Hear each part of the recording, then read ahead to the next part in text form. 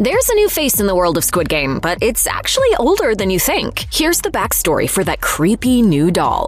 A hallmark of any successful show is an instantly identifiable character, and Squid Game has those in spades. The pink jumpsuits and ominous masks worn by the game's guards make for excellent Halloween costumes, but the show is also defined by Young-hee, the giant girl doll featured during the red light green light games in both seasons 1 and 2, and the mid-credits scene of season 2 hints that she's about to get a friend. The brief sequence shows some players entering an arena with Young-hee as well as a giant boy doll named Chul-su.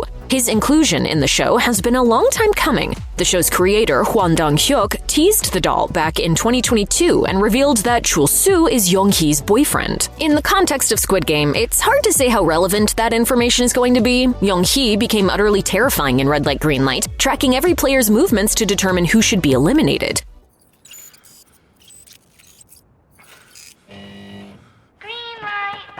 Maybe Chul-su has been saved for the third and final season for something even more horrific. That seems likely, but there's actually a deeper history between these two dolls that you probably don't know about.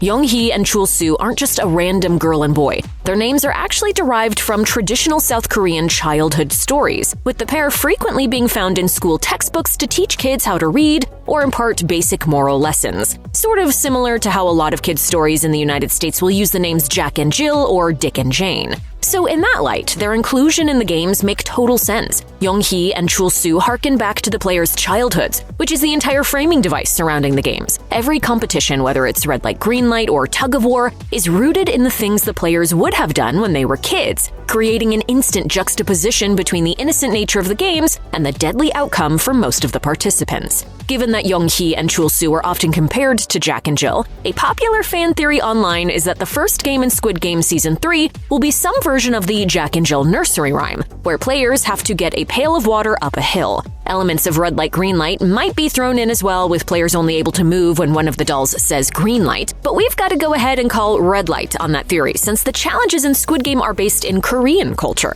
Drawing from a Western nursery rhyme doesn't make one bit of sense. Besides, Hyuk has already hinted that there'd be something really big in store for viewers once Chul-su shows up on screen. He told Entertainment Weekly that the new doll would be part of, in his words, the most exciting game in the third season. If he's hyping it up that much, it must be pretty special. The only other hint we get in the post-credit scene is a train crossing sign switching from red to green.